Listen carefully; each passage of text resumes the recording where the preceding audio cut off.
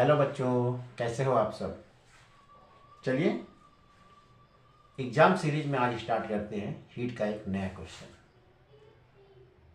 देखिए, a copper block of mass 2.5 kg is heated in a furnace to a temperature of 500 degree Celsius and then placed on a large block of ice. What is the maximum amount of heat that can melt? It is given specific heat of copper 0.39 joule per gram Kelvin and heat of fusion of ice is 335 joule per gram. तो सबसे पहले देखते हैं question में दिया क्या है।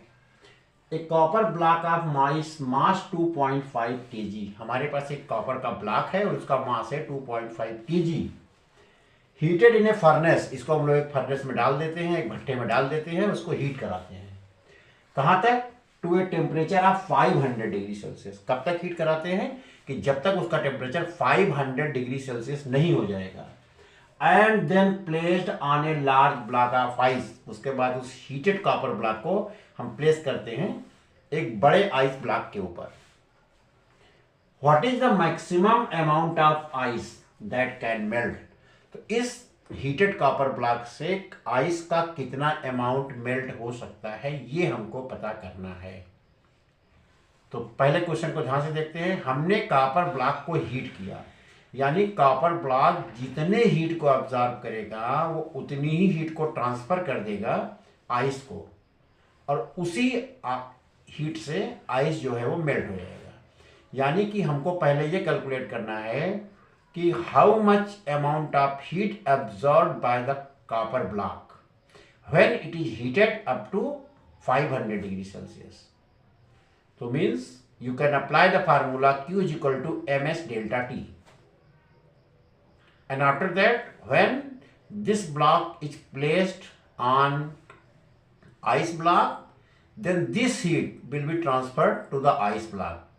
But ice block melted into water, so this is the case of transfer of state of matter. So you will apply latent heat formula, that is Q is equal to ml. When equivalent both, you can easily calculate the amount of ice. तो चलिए start करते हैं, कैसे solve करते हैं। First Q absorbed by the copper, it is Q1। Formula ms delta T। तो mass of copper is given 2.5 kg, but other values is given gram Kelvin. It is also joule per gram. So first convert this mass into gram, means 2.5 into 1000. Specific heat of copper is given 0.39. So means multiplied by 0.39 and delta T, rise in temperature. So it is 300 degree Celsius. So you consider this initial temperature of copper is 0 when it is heated up to 500 degree Celsius. Then delta T is also 500. So you can easily multiply this. When multiply this 2 0 will be changes with this, and this will be 2500. 2500 and multiplied by 39 and multiplied by 5। ये zero हमने यहाँ use कर दिया, decimal finish, इससे इसको multiply किया 2500 and this is remaining part 5। तो आप इसको मल्टीप्लाई करिए और वैल्यू फाइंड आउट करिए हीट की। तो it will be after multiplication 487,500 joule. This is the amount of Q1. So you can easily find the value of heat absorbed by the copper block. अब ये copper block क्या करेगा, जब हम इसको हीट के ब्लॉक के ऊपर प्लेस करें, आइस के ब्लॉक के ऊपर प्लेस करेंगे, इसी हीट से जो है आइस मेल्ट होगा। तो इट मीन्स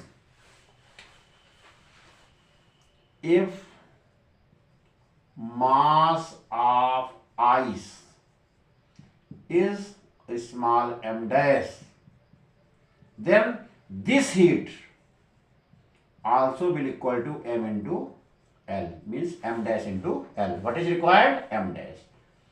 तो आप उस अमाउंट को फाइंड आउट कर सकते हो आइस के लिए जो मेल्ट हो जाएगा।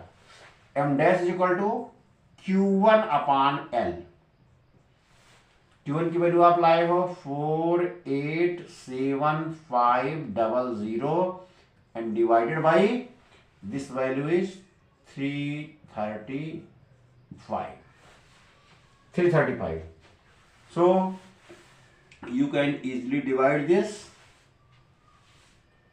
and after that you will easily find the value of m. तो आप हीट का वो आइस का वो मैग्नीट्यूड फाइंड आउट कर सकते हो, उसके मास का मैग्नीट्यूड फाइंड आउट कर सकते हो जो मेल्ट हो जाएगा। चलिए कैसे करते हैं ये देखते हैं। 5 से आप कट कर सकते हो, 5 6 जा 30 एंड 5 7 जा 67, also with 5 9 45, 3 remains 7, after that 5 and then 2 0. अब जब आप डिवाइड करोगे तो 1 टाइम्स जाएगा, it may be after divide 1 4 5 5.2 and this value in gram. You can convert into kg, means 1.455 kg. So this is your answer. This amount of ice will be melted by the copper block that is heated up to 500 degrees Celsius. So this is the answer and solution of this question. So I hope this video will be helpful for you. अगर आपको ऐसे videos देखने हैं या आपके मन में कोई क्वेश्चन है जिसका आप वीडियो सोल्यूशन चाहते हैं तो कमेंट बॉक्स में मैसेज करें, मैं उस पर्टिकुलर क्वेश्चन का वीडियो बना करके यूट्यूब पर डाल दूंगा। Thanks for watching, please like and subscribe my channel. Thanks.